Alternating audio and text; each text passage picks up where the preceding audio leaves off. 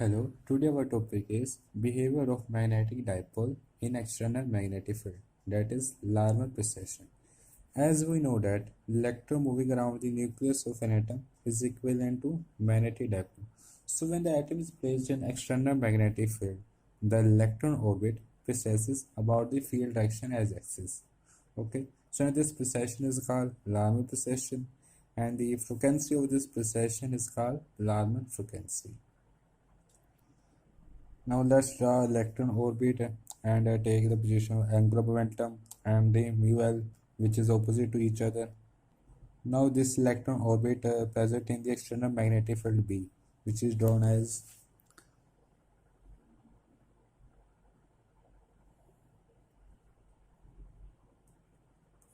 B vector.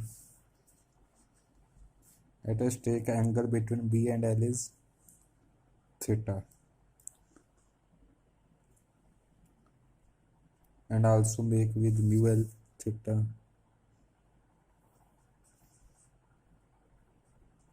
Okay. Now we know that orbital magnetic dipole moment mu L, the orbital magnetic dipole moment mu L of the electron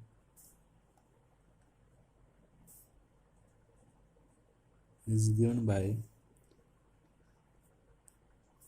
L is equal to minus E upon 2m into L vector,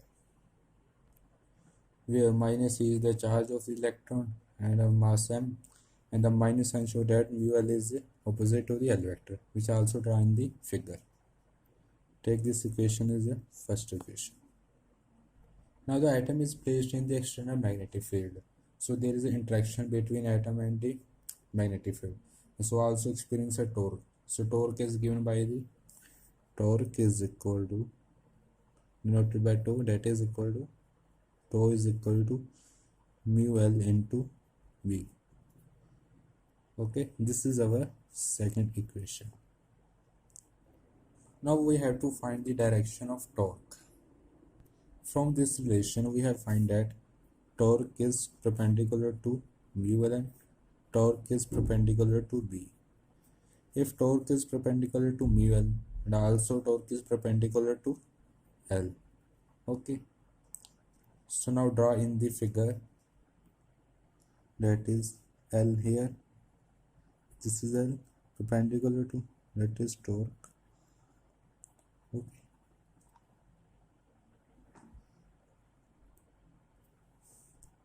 Now from the Newton's law of angular momentum we know that from Newton's law angular momentum is given by torque, that is torque is equal to dl by dt, that is change in the direction of the torque. Change takes place in the direction of torque. This equation shows that the torque T on the electron produces a change in dl in dt time. That can be written as the torque tau on the electron produces a change dl in L vector in time dt. Now we have to find the direction of dl, that is direction of dl. As we know that torque is perpendicular to L, so dl also is perpendicular to L because change occur due to the torque. Okay, so the change dl is perpendicular to L. Now in the figure DL, this is our DL, that is perpendicular to L, DL. Since a change in the DL occurs perpendicular to L, so L does not move in the up or down position, which means the angular momentum L vector means constant in magnitude, but it changes in the direction.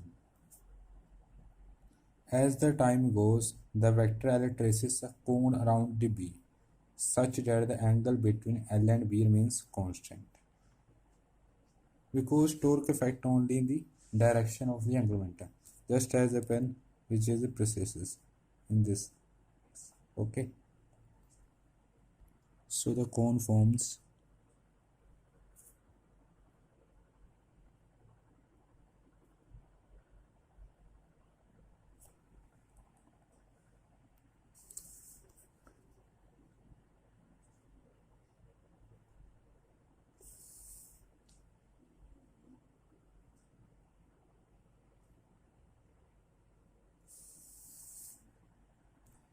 now if omega be the angular velocity of precession,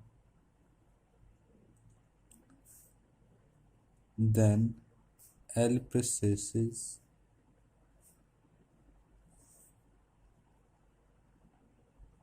through an angle omega dt in time dt. Since the upper part of the cone is act as a circle, so we draw the lines, two lines, that is and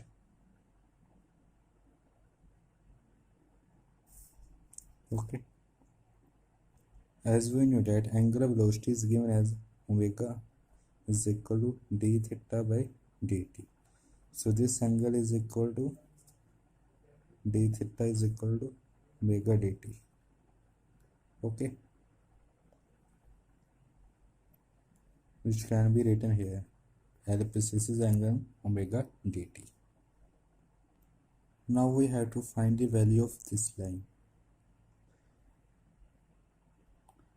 This whole figure is act as a triangle. This is theta angle, this is perpendicular. Okay, so sine theta is equal to perpendicular upon hypotenuse. Sine theta is equal to perpendicular upon hypotenuse is L vector, this is L vector. So P is equal to L sine theta. So the value of this is L sine theta. Now we know that angle is equal to arc upon radius. Angle is omega dt, which is found earlier, and arc is dl, and radius is L sine theta, which is perpendicular. Okay, perpendicular, we find the equation, that is L sine theta perpendicular. Now omega is equal to dl by dt sine theta, there is L, and tau sine theta L. dl by dt is equal to tau. This is our third equation. As we know that tau is equal to cross product of mu L into B, which can be written as mu L B sine theta. So our third equation becomes omega is equal to mu L B sine theta upon L sine theta. Angle cancel out, that is therefore omega is equal to mu L B upon L. Thus, the angular velocity of Larmor precession is the product of the magnitude of the magnetic field and the ratio of the magnetic moment to the angular momentum. Okay, this is our angular velocity of the Larmor precession.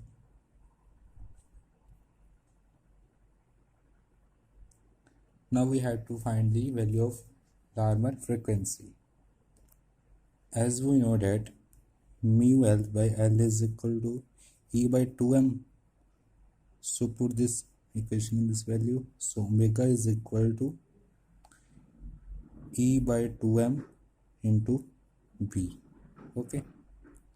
Now the Larmor frequency is equal to Larmor frequency is F is equal to omega by 2 pi, that is E by 4 pi m into B. That is, it is independent of the angle theta between the L and the field direction. This is our final result.